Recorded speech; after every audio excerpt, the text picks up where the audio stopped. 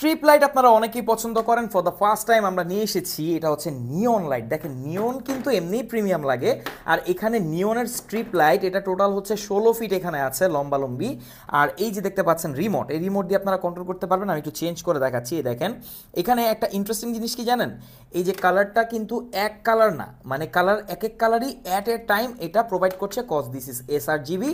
আর এটা অনেক আপডেটেড একটা স্ট্রিপ লাইট, কারণ নিয়ন এমনিতেই সুন্দর লাগে। আপনি যদি হোটেল, রেস্টুরেন্ট বা যে কোনো ক্ষেত্রে ইউজ করতে চান, তাহলে কিন্তু এটার কোনো অল্টারনেটিভ নাই।